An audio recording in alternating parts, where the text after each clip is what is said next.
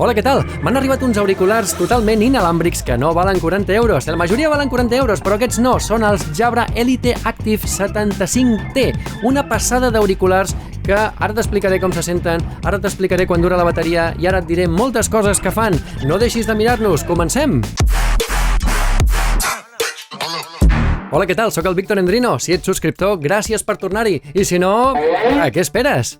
Doncs jo ja fa com més de 5 anys que sóc fan d'aquesta marca que, si no m'equivoco, són danesos, es diuen Jabra, i al Mobile World Congress de fa, 5 o 6 anys, em van donar aquests auriculars que encara els conservo i encara se senten superbé, que com veieu estan ja pràcticament apedaçats, però m'encanten i els continuo tenint com a auriculars de reserva perquè se senten de conya. I ara m'agradaria respondre't a moltes de les preguntes que et poden sorgir quan parlem d'uns auriculars d'aquest tipus. I la primera de les preguntes és: què tal se senten? Se senten bé? Què tal la qualitat de la música, les freqüències i tal? Doncs et diré que estan molt ben equilibrats, se senten molt bé en totes les freqüències, tant en greus com en mitjos com en aguts, i aquells matisos de la música que a tu t'agrada sentir els podràs tenir amb aquests auriculars. Si amb uns auriculars inalàmbrics la gent se'ls compra de 40 euros, de 30 euros fins i tot, o fins i tot si m'apures menys, però clar, tenen uns auriculars inalàmbrics, però a costa de què? Són tan barats a costa de la qualitat del so. I la qualitat del so la perden allà, però aquí no. Aquí aquests són una mica bastant més cars, però aquí la tens. La qualitat de so la tens. I jo sempre provo els auriculars amb una llista de Spotify que es diu Testing Headphones, que jo mateix em vaig fer i em vaig crear amb músiques de diferents tipus i de diferents estils per poder sentir tots els petits matisos de les diferents músiques que hi pot haver. I et puc dir que aquests són uns dels auriculars inalàmbrics més bons que he provat en termes de so, de qualitat de so. Següent pregunta. Puc personalitzar-me el perfil de so?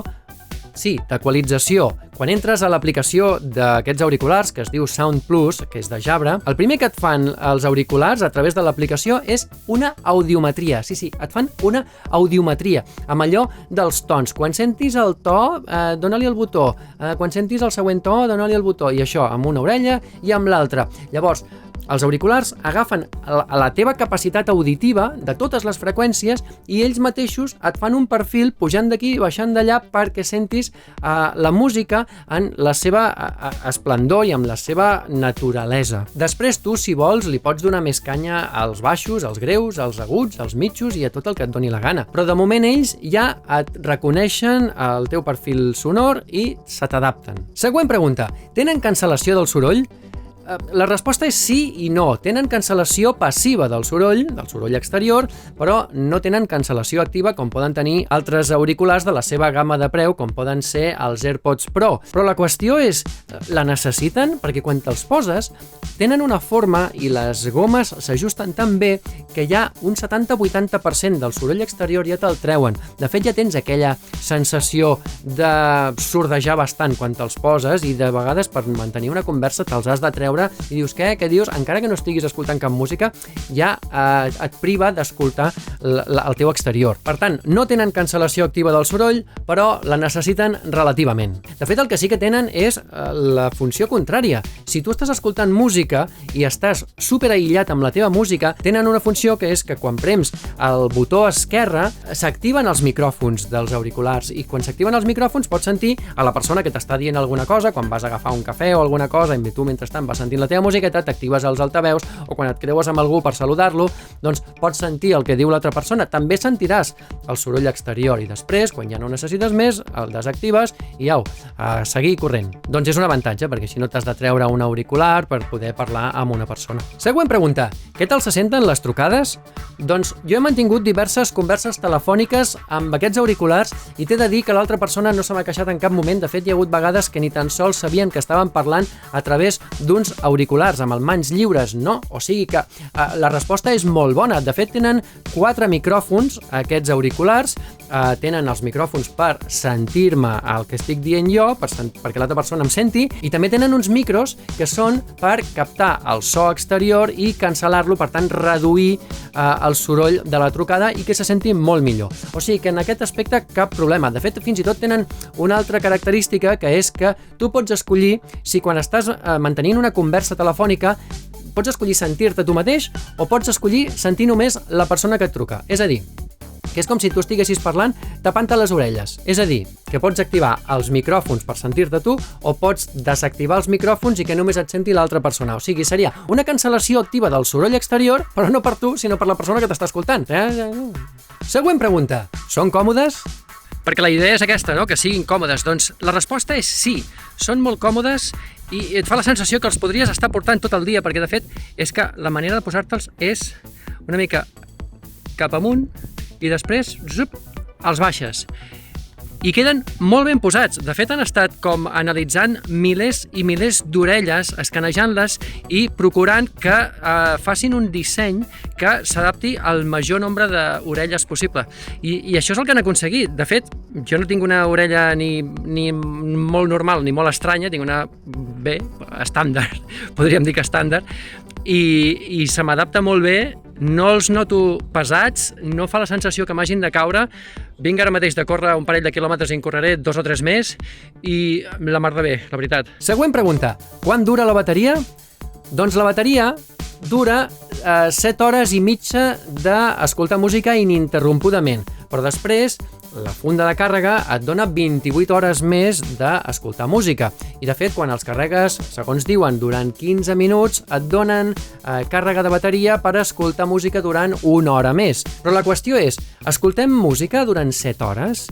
A menys que vagis a fer un viatge llarg en avió, normalment escoltem música 1 hora o com a molt 2, però clar, si després d'aquestes 2 hores la bateria t'ha baixat al 65% o al 70% i després els tornes a posar a la funda, què passarà?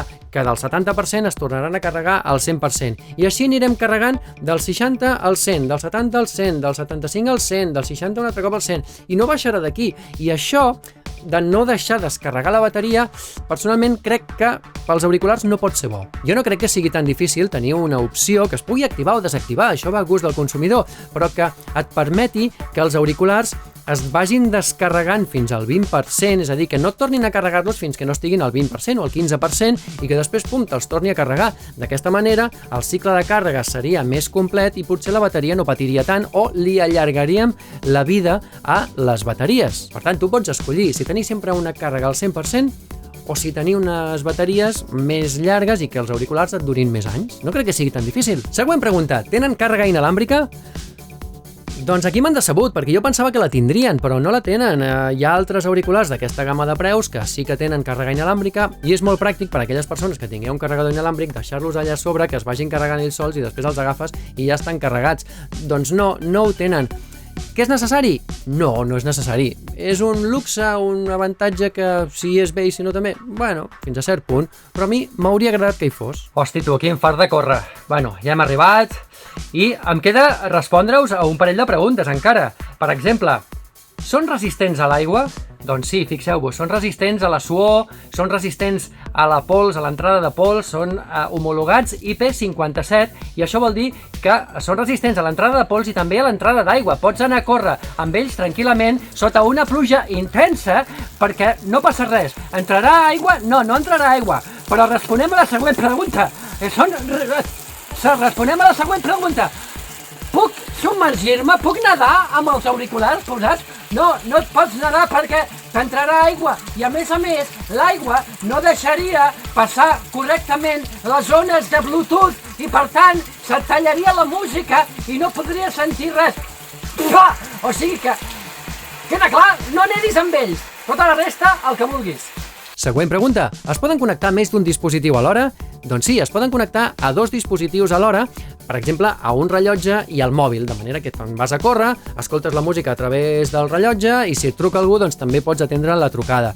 Això està molt bé. O a l'ordinador i al mòbil, per exemple, amb l'ordinador, fent el que sigui, escoltant el que fas a l'ordinador, veient fibracat.tv, el que sigui, no? I després reps una trucada i també la pots atendre. És molt pràctic, per mi és un avantatge.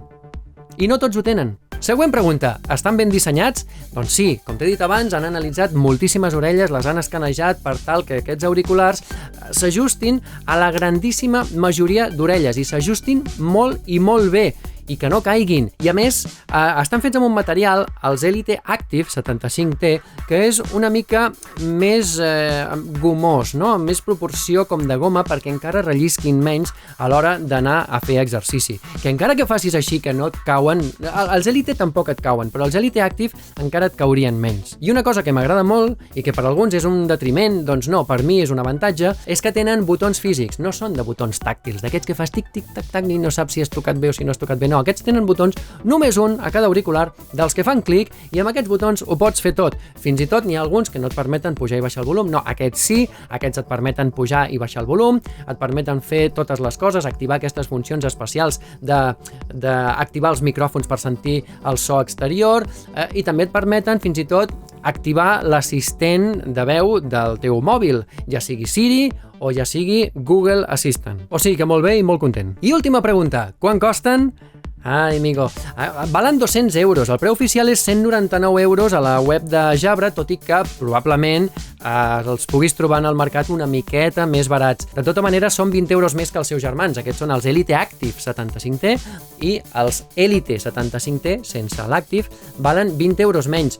Clar, la diferència està en que aquests tenen més resistència a l'aigua, et pots dutxar amb ells i tal. Els altres tenen una certa resistència a l'aigua i a la pols, però no tanta. Els altres són 55 i aquests són 57. Són més segurs en termes de que si et cau en una piscina no passa res, si et dutxes amb ells no passa res, com has pogut comprovar, però bé, tu decideixes si pagues aquests 20 euros per aquesta mini assegurança, per dir-ho d'alguna manera, contra l'aigua i la pols o no. Depèn de l'ús que els hi hagis de donar. I fins aquí el Jabra Elite Active 75T. Gràcies per veure el vídeo, compartir-lo, donar-li el like i tot el que pugueu fer. Fins a la propera!